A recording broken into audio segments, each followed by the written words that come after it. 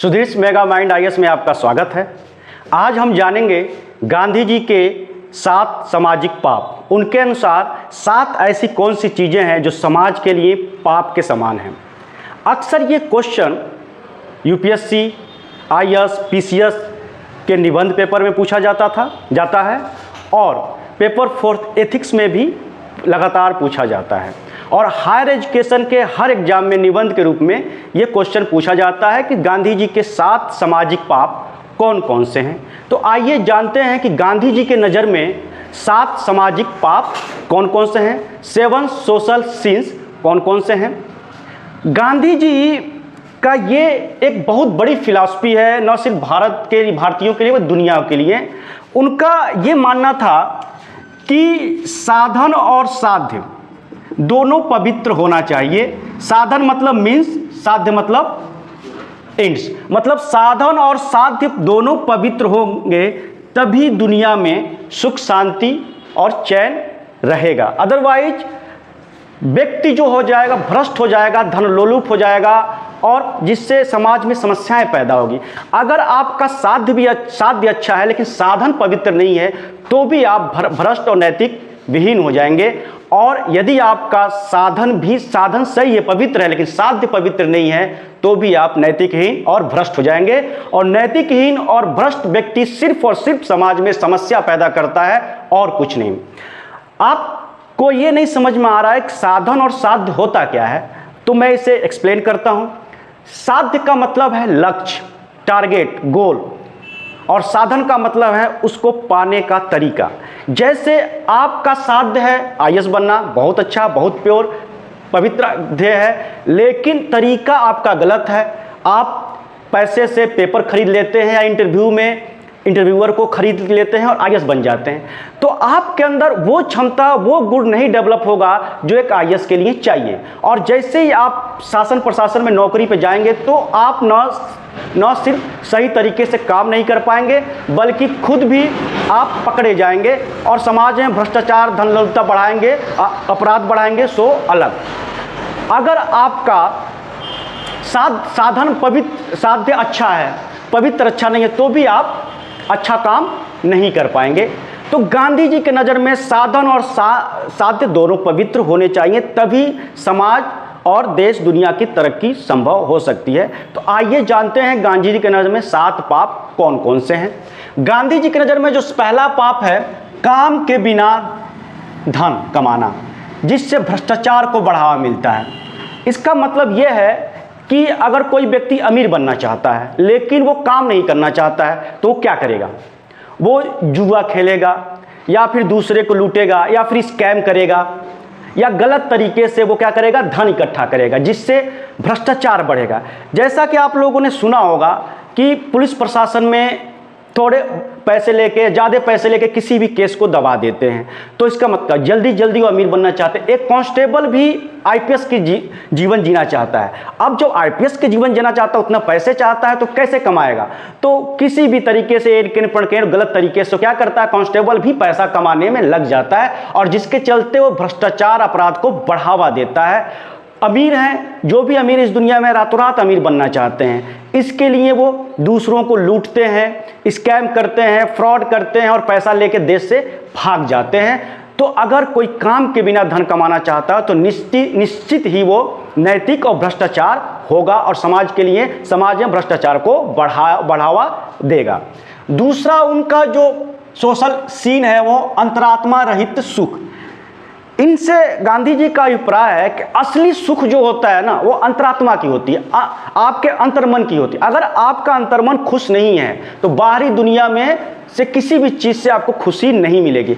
अगर आप बाहरी दुनिया में खुशी ढूंढते हैं, दैहिक शारीरिक सुख ढूंढते हैं, तो आप गलत काम करेंगे, गलत चीज़ों को बढ़ावा देंगे और गलत तरीके को अपनाएंगे, जिससे समाज में एक नए तरीके का, गलत तरीके का प्रभाव और प्रचलन बढ़ेगा। जैसे आप देह व्यापार या इंद्रिय सुख के लिए शराब पीना, ये अपने सुख को बाहर ढूंढने जैसा है, जबकि असली सुख जो है अंतरात्मा की होती है, जो मिलता है अध्यात्म से।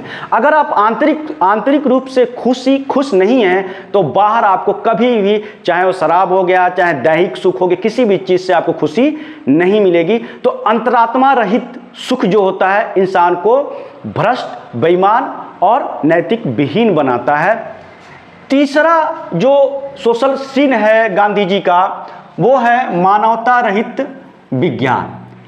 उनका ये अभिप्राय है कि विज्ञान ने जहां दुनिया को आगे बढ़ाया है, सुख सुविधाएं दी हैं, जीवन बताया है, चिकित्सा में देख लीजिए, दवाओं के प्रयोग से बहुत से लोगों की जान बचाई जा रही है। एरोप्लेन की मदद से, ट्रेन की मदद से, बस ट्रेन गाड़ियों की मदद से यात्रा करना कितना आसान हो गया है। कंप्यूटर की खोज ने तो दुनिया को ही बदल दिया है। अब जिंदगी कितनी आसान हो गई है, ये सब देन है विज्ञान की। लेकिन साथ ही साथ विज्ञान का एक दूसरा रूप भी है, वो है विध्वंस की। विज्ञान के चलते ही परमाणु बम की खोज हुई, विज्ञान के चलते ही पर्यावरण प्रदूषण होता है। तो अगर उसमें मानवता का पुट न हो, मानवता उसमें न हो विज्ञान में, तो विध्वंस का कारण बनता है। और जिसका ताज़ा उदाहरण है, आपने देखा होगा विश्व युद्ध, आपने देखा होगा विश्व युद्ध से इतने 10 लाख से ज़्यादा यूरोपीय मारे गए, बंदूक, तोप, गोले। तो विज्ञान का ये भी एक रूप है। अगर विज्ञान में मानवता नहीं होगी तो विज्ञान क्या हो जाएगा, विध्वंस का रूप ले लेगा। और चौथा है चरित्र रहित ज्ञान। ये सबसे इंपॉर्टेंट चीज़ है और सबसे खतरनाक चीज़। कैरेक्टर का मतलब होता है, इंसान के लिए सबसे जरूरी होता है कैरेक्टर।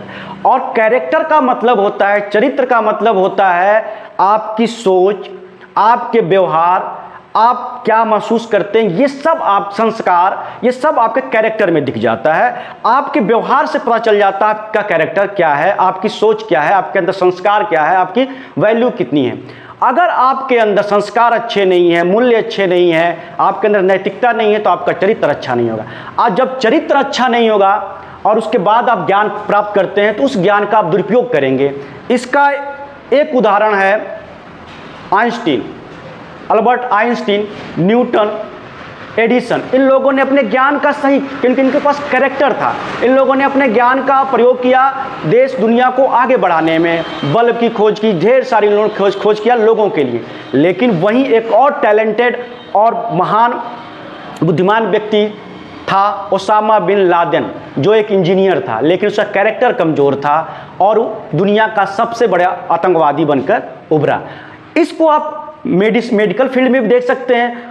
कुछ कैरेक्टरहीन लोग होते हैं जो पढ़ के डॉक्टर बन जाते हैं, लेकिन जो डॉक्टर बन जाते हैं तो शरीर का व्यापार करते हैं, जिंदा आदमी को बेहोश करके उनके किडनी, फेफड़े वगैरह निकाल के व्यापार करते हैं। और यही नहीं, मरे हुए व्यक्ति को वेंटिलेटर पर रख के लाखों करोड़ों लूट लेते हैं उनके परिजनों से। तो वो भी हैं, ज्ञान तो उनके पास, लेकिन चरित्र नहीं है, जिसके चलते वो भ्रष्टाचार और धन लोलुप हो जाते हैं, शैतान बन जाते हैं।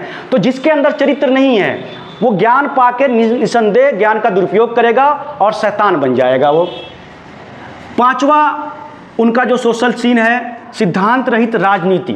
अगर राजनीति में सिद्धांत न हो तो वो अवसरवाद को जन्म देता है, जिसको आजकल की राजनीति में तो देखा ही जाता है। आजकल की राजनीति तो सिद्धांत विहीन हो गई है, अवसरवादिता तो चरम पे है। आप देख सकते हैं, अपने आसपास की राजनीति को देख सकते हैं, देश विदेश में सत्ता पाने के लिए राजनेता कुछ भी करने के लिए तैयार हैं। लोगों को आपस में लड़ा रहे हैं, धर्म के नाम पे लड़ा रहे हैं, जातिगत आधार पे लड़ा रहे हैं, पुरुष को महिलाओं से लड़ा रहे हैं। वोट बैंक की राजनीति के लिए कत्लेआम करने से, दंगे भड़काने से वो नहीं चूकते हैं। तो आज की राजनीति तो सिद्धांत विहीन हो गई है, कोई नैतिकता नहीं है, क्योंकि राजनीति का मतलब होता है जनता की सेवा करना। लेकिन आजकल की राजनीति एक कंपनी के रूप में बदल गई है और राजनेता, प्रधानमंत्री, मुख्यमंत्री एक कंपनी के सीईओ बन गए हैं, जिनका उद्देश्य है मुनाफा, मुनाफा और मुनाफा।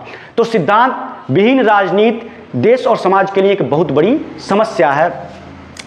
छठा जो उनका सोशल सीन्स है उनके नज़र में, वो है नैतिकता रहित व्यापार। अगर आप व्यापार करते हैं उसमें नैतिकता नहीं होगी, क्या सही है क्या गलत, तो आप मिलावट करेंगे, औने पौने थोड़े सामान को महंगे दाम पे भेजेंगे, स्टॉक जमाखोरी करेंगे, लोगों को बेवकूफ़ बनाएंगे, और जिससे क्या होगा, समाज में भ्रष्टाचारी फैलेगी, महंगाई फैलेगी, इन्फ्लेशन फैलेगा। तो इससे तमाम तरह की आर्थिक समस्याओं को जन्म देगा नैतिकता रहित व्यापार।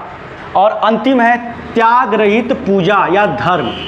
ये अंधविश्वास को और आडंबर को बढ़ावा देता है। त्याग रहित पूजा और धर्म का मतलब है कि आप धर्म या पूजा किसी लालच के बस में मत कीजिए। आप पूजा कर रहे हैं मुझे आईएएस बनना है, आप पूजा कर रहे हैं मुझे धनवान बनना है, तो त्याग रहित पूजा नहीं है, क्योंकि आप उसके लिए कोई भी हथकंडा अपनाएंगे तो त्याग रहित अजय, और इससे क्या होगा, आत्मविश्वास बनेगा। आप आईएएस बनने के लिए ताबीज बनेंगे, बाबा के पास जाएंगे, ओझा के पास जाएंगे, लाखों करोड़ों खर्च कर सकते हैं अगर पैसा हो तो, और आप अंधविश्वास में घिर जाएंगे। और दूसरी तरफ ये धर्म के नाम पर अब तो कई लोग भगवान बन गए हैं। मुझे नहीं समझ में आता वो कैसे अपने आप को भगवान घोषित कर देते हैं। अगर वो इतने बड़े भगवान होते तो कोरोना के समय में कहाँ थे। खैर आप समझ रहे हैं मैं किसको इंडिकेट कर रहा हूँ, क्योंकि आप समझदार हैं। तो ऐसे लोग भी हैं, वो लूटते हैं, इसी का फायदा उठाते हैं जब लोग त्याग रहित लालचवश पूजा करते हैं। और आज के समाज में सबसे बड़ी समस्या, विशेषकर अपने देश में, इंडिया में, विदेश में तो लोग अंतरिक्ष में जा रहे हैं, वो तो ये सोच रहे हैं कि अंतरिक्ष में कैसे अपना घर बनाए। इंडिया में तो लोग एक इंसान को ही भगवान मान बैठे हैं। तो इंडिया में तो ये सर्वविदित है कि इंडिया में त्याग रहित पूजा या धर्म नहीं है। तो ये थे गांधी जी के 7 सिंस। गांधी जी के 7 सिंस के बारे में आपके क्या विचार हैं? क्या गांधी जी सही थे या नहीं थे? अपना विचार कमेंट बॉक्स में जरूर लिखिए। और अभी तक आपने मेरा चैनल सब्सक्राइब नहीं किया तो सब्सक्राइब कीजिए। Thank you very much. Have a nice day.